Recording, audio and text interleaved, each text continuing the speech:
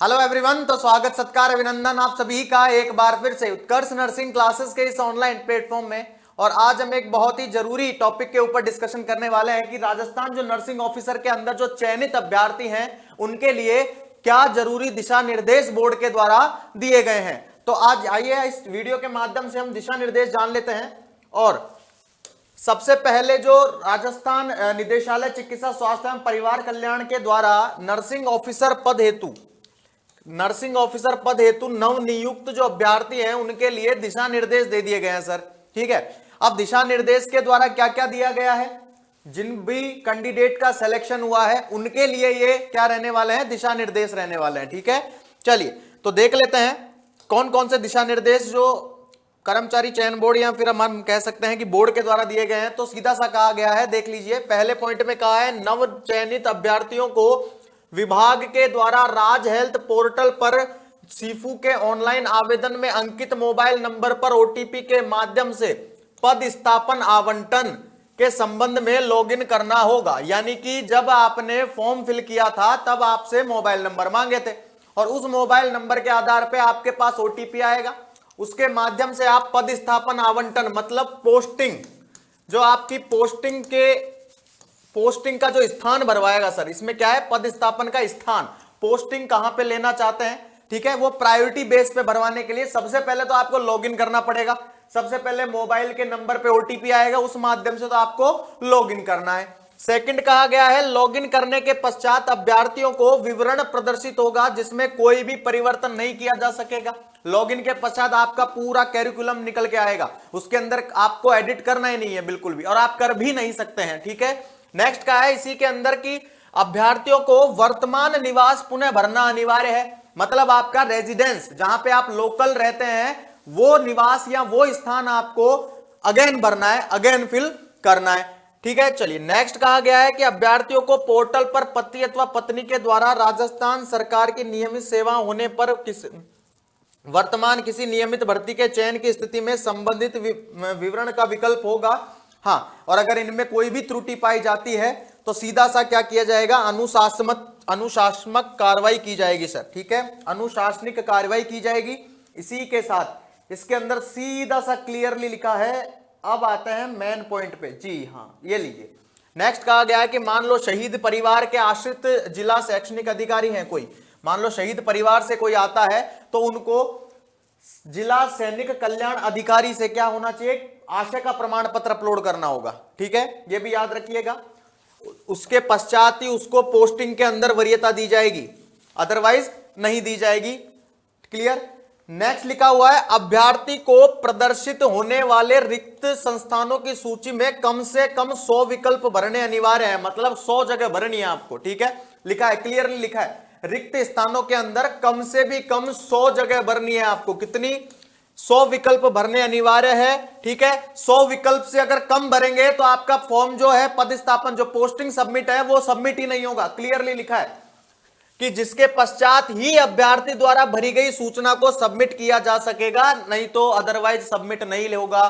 तो 100 जगह भरनी है, कम से कम 100 विकल्प भरने अनिवार्य होंगे। और एक और चीज क्लियरली मेंशन है कि अभ्यर्थी के द्वारा एक बार सबमिट करने के पश्चात एडिट का ऑप्शन नहीं होगा। एक बार आपने सबमिट कर दिया तो उसके पश्चात आप उसे एडिट नहीं कर सकते, तो ये ध्यान रखिएगा। नेक्स्ट आपसे कह रहा है, देखिए लिखा है पद स्थापन आवंटन पूर्णतः रोस्टर कम मेरिट बेसिस पर होगा। ठीक है, ऑनलाइन काउंसलिंग के माध्यम से किया जाएगा। ठीक है, मेरिट बेसिस पर होगा। ऐसा नहीं है कि आपने स्टार्टिंग के जहां पे भी आपको पोस्टिंग लेनी है वहां पे भर दिए तो बोले सर हमको तो यही मिलना चाहिए, नहीं।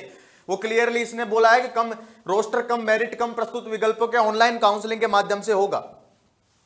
इसके अलावा इसने एक जो लाइन है वो बोल्ड करके दी है कि अभ्यर्थियों के द्वारा अधिकतम विकल्प भरने के संबंध में कोई भी सीमा नहीं है। आपके जितने मर्जी विकल्प भर सकते हैं आप। ठीक है, जितने मर्जी आप इसके अंदर विकल्प भर सकते हैं। इसके अलावा सीधा सा लिखा है कि अगर एक भी वह प्रदर्शित हो रही समस्त व्यक्तियां विकल्प अंकित कर सकता है। चूंकि विकल्प के आधार पर पद स्थापन का आवंटन रोस्टर कम मेरिट के अनुसार होगा, अतः अभ्यर्थियों को अधिकतम विकल्प भरने की सलाह दी जाती है। ठीक है, हाँ, तो ज्यादा से ज्यादा विकल्प भरने हैं क्योंकि मेरिट के बेसिस पे होगा। ऐसा ना हो जाए कि आपने कितने भर दिए और उनके अनुसार आपको मेरिट ना मिले, तो ज्यादा से ज्यादा भरने की कोशिश करनी है, ठीक है। उसके अलावा सीधा सा क्लियरली लिखा है कि यदि अभ्यर्थी द्वारा भरे विकल्प में रोस्टर के अनुसार कोई भी रिक्त स्थान नहीं पाया जाता है तो ऐसी स्थिति में ऑनलाइन सिस्टम के द्वारा शेष रहे, हाँ ये बात ध्यान रखिएगा। मान लो आपने 100 जगह भर दी है और आपने 100 ही भरी है, क्योंकि इसके अंदर कह रहा है कि कम से कम 100 भरनी है, अधिकतम कितनी भी भर सकते हैं, लेकिन मान लो आपने 100 ही भरी है तो याद रखिएगा 100 पे जगह खाली नहीं है तो फिर पूरी पहले सीट वैकेंट होगी, फिर जहां पे खाली बचती है आपको वहीं पे पोस्टिंग दी जाएगी, ये याद रखिएगा। इसलिए ज्यादा से ज्यादा भरनी है, याद रखना, ठीक है। नेक्स्ट इसके अंदर कहा गया है कि अभ्यर्थियों के द्वारा निर्धारित अवधि में विकल्प प्रस्तुत नहीं करने की स्थिति में यह माना जाएगा कि पदस्थापन हेतु विकल्प प्रस्तुत करने का इच्छुक नहीं है, तो उसका पदस्थापन उपरोक्त अनुसार रिक्त स्थितियां भरने के उपरांत शेष रही रैंडम पद्धति में उन जिलों में जहां शेष है वहीं पे किया जाएगा। और मान लो कि कोई ये भरता ही नहीं है सर, ठीक है, मान लो किसी ने जो पोस्टिंग का जो करिकुलम है वो फिल ही नहीं किया है, ठीक है, किसी अन्य कारण की वजह से नहीं कर पाया है, तो सभी पहले पूरी सीट वैकेंट होगी, पूरी सीट क्या होगी, फिल होगी, उसके बाद जहां पे सीट खाली होगी वहीं पे आपको पोस्टिंग दी जाएगी, ये क्लियरली याद रखिएगा।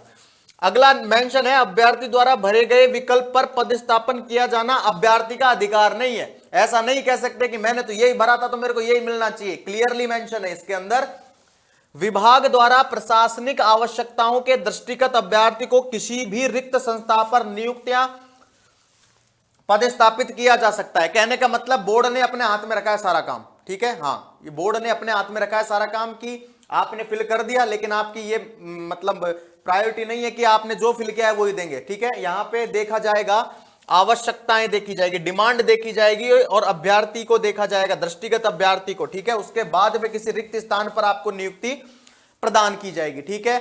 और क्लियरली मेंशन है कि विभाग द्वारा प्रदर्शित किए जा रहे रिक्त स्थान में से किसी भी संस्थान पर प्रशासनिक कारणों से रिक्तियों को हटाया हुआ कम किया भी जा सकता है। तो क्लियरली मेंशन है भाई, तो समय रहते ही भर लीजिएगा, ठीक है। ज्यादा से कुछ मेन टॉपिक जो इसके अंदर निकल के आ रहे हैं वो मैं आप सभी को बता देता हूं। सबसे पहले तो याद रखिएगा, जो मोबाइल नंबर पे ओटीपी आता है उसके अंदर रिचार्ज करा लेना भाई, क्योंकि रिचार्ज की बड़ी समस्या होती है कि सर ओटीपी नहीं आ रहा है, ठीक है। तो वो मोबाइल नंबर चालू होना चाहिए, उस पे ओटीपी के माध्यम से आपको लॉगिन करना है और फटाफट से सबमिट कर देना है सर, ठीक है। कम से भी कम 100 जगह भरनी है, ज्यादा से ज्यादा कितनी भी भर सकते हैं, क्योंकि कम से कम भरेंगे आप और वहां पे अगर जगह खाली नहीं है तो फिर बोर्ड अपने हिसाब से आपको पोस्टिंग देगा, ठीक है। फिर आप बोर्ड से कुछ भी नहीं कह सकते हैं, तो कम से कम 100 भरनी है, ज्यादा से ज्यादा कितनी भी भर सकते हैं, याद रखिएगा। इसके अलावा सीधा सा है कि निर्धारित जो अवधि है उसी के अंदर फिल कर देना सर। अगर मान लो आप फिल नहीं कर पाए तो बोर्ड अपने हिसाब से जब पूरी वैकेंट फिल कर देगा उसके बाद में आपको क्या देगा, पोस्टिंग देगा, क्लियर है। तो ये जरूरी दिशा निर्देश थे, ये जरूरी दिशा निर्देश थे जो बोर्ड के द्वारा प्रदर्शित किए गए हैं, क्लियर है। चलिए, तो thank you so much and again बहुत बहुत धन्यवाद आप सभी का, थैंक यू।